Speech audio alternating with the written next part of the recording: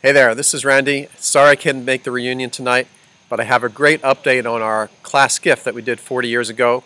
I'd like to give you a little bit of the history of the politics behind the scenes of different people vying for class gifts for the school and how we came to the idea of funding a school in Kenya, and then I'd like to give you an update on the progress of how that school in the region has done. But before I dive in, I wanted to recommend that everyone fill their glass between now and the next 5 or 6 minutes, so that I'm going to offer a virtual toast to the many participants that made this happen. And everyone's going to want to have a full glass ready to go. Here we go. Here's an example of the arm twisting I was getting. Dr. Dinich was prodding me to buy cafeteria curtains.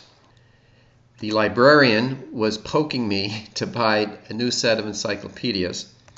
And my tennis coach and favorite teacher, Mr. Filna, was twisting my arm to say I should buy tennis court windscreens. And it's like, I don't know, I was new at this. I didn't know how to decide of whether we should buy all or none. But in any case, our treasury was down low and we needed to raise some money. So that was the first focus in the beginning of the year. And the good news is we had a fantastic football team and band and cheer and flag squad, which drove a lot of large crowds to the football stadium. And we were in charge of the refreshment stand. So we ran it as a business. We sent the students into the stands to deliver the food. We negotiated prices down, jacked up the cost, made a bunch of profit per sale and per game, and made a bunch of money after 6 games. And this allowed us to subsidize 100 more students than any other class had to Florida, as well as pay for this class gift we're talking about. About that time, right after the football season ended, I got a letter from CARE asking if we'd consider funding a school in Kenya or Somalia. And the answer might seem obvious now, but back then there wasn't much knowledge about either of these countries.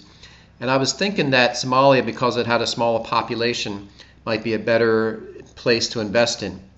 But then I learned from the folks on the ground with CARE down in Africa that the leadership in Kenya really believed education could solve their issues, and they were behind it 100%, where Somalia leadership was almost non-existent. It was still very tribal there. So I decided to present to my fellow class officers that let's use our funds to build a school in Kenya. So the cost was only $401.50, so it was roughly the same as all the others.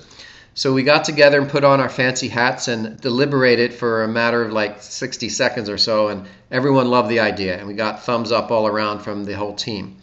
So with that, we decided to call a meeting in the springtime of the entire senior class. And you might remember this was the day that we voted on the best of the class, the best looking, the best personality, best dressed, most athletic, and so on.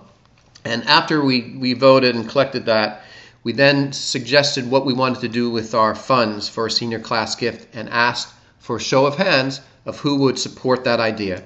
And lo and behold, everyone raised their hand. We got 100% of our classmates to say yes, they liked the idea, no one dissented. So we went ahead and Kevin sent a check to the CARE organization, and within 30 to 45 days we got a full report back of what they were doing with the money. They had selected a project in the Kichui district of East Africa, and as the picture shows on the left here, this is how the students learned in that village. Basically under a tree on these uncomfortable seats with no desk and a little chalkboard. And these were the younger kids. The older kids usually had to work the family farm, or if they were wealthy enough, which was rare, they would get shipped to Nairobi for a few months and would stay there and learn all their lessons and go through 6th through 10th grade there. So 90% of the teenagers dropped out because they were needed at home.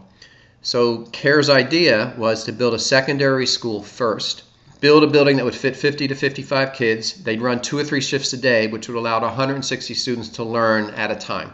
Here's a letter from the CARE team describing what our money paid for. In addition to the school structure, we also bought a $1,000 water tank.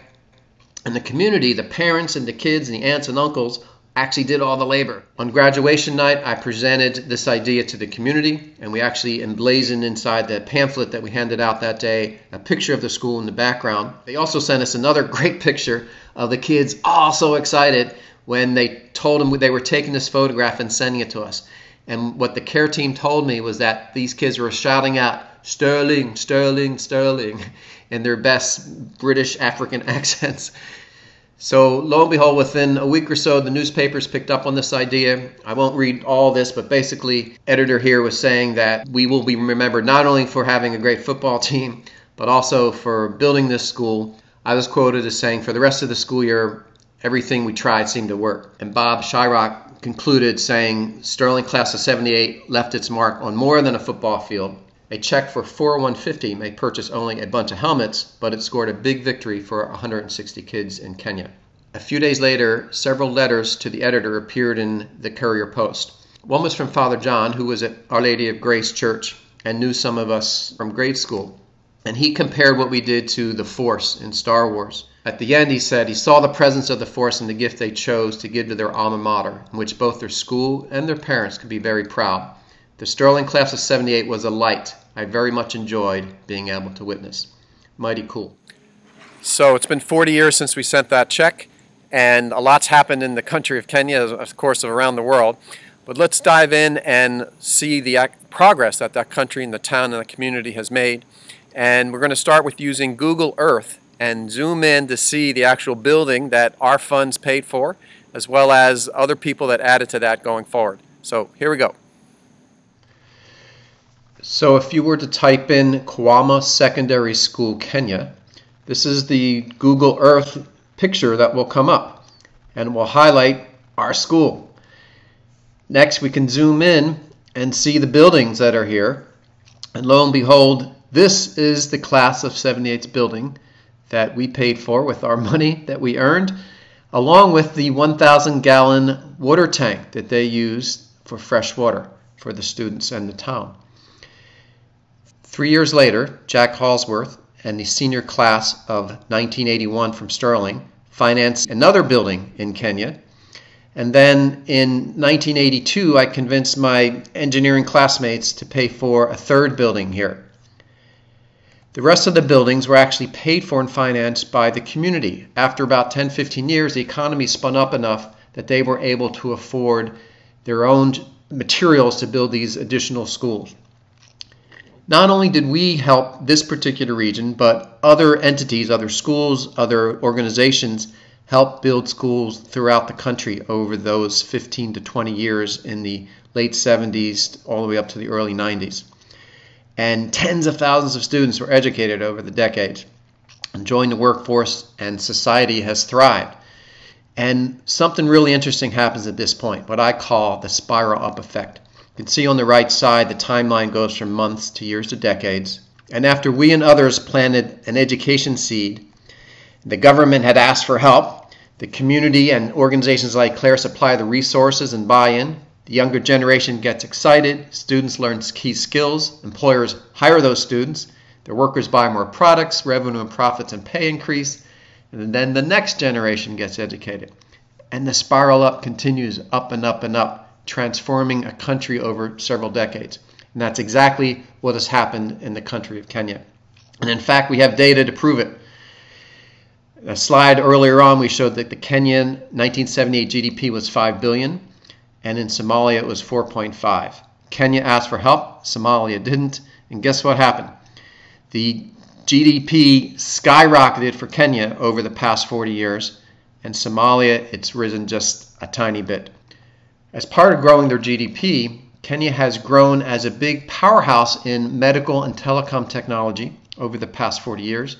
They have a stable republic and low crime, whereby their neighbors, Somalia, has a lot of great people, but unfortunately their government can't get it together, and there's still a lot of piracy and instability there. There's a lot of other signs of Kenya growth in addition to their sprouting cities around the country.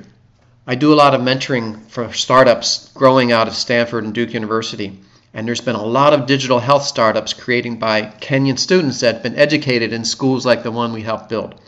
There are a bunch listed here, and there are actually dozens more. And we see more and more of them getting funded by the venture capitalists in America as well as the VCs in Africa and Europe. It's one of the leading, if not the leading country in Africa in terms of growth. And I like to think that we had a small part in that. So hopefully you enjoy that update. And as I mentioned earlier, I'd like to offer a virtual toast to everyone in New Jersey tonight. as well as those online watching afterwards.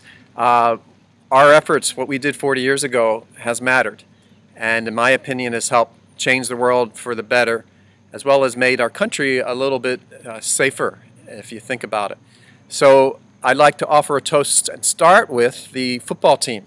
Their excellence on the field, along with the band and the cheer squad and the marching squad, they drove tons of fans, which we were able to monetize and create a lot of money, gave us lots of options for a class gift.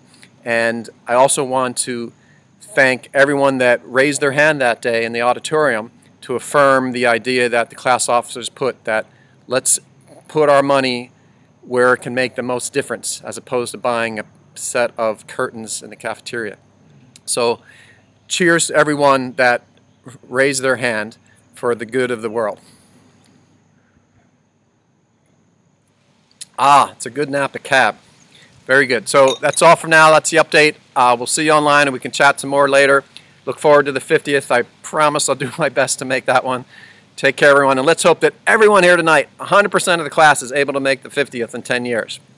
All right. Good night.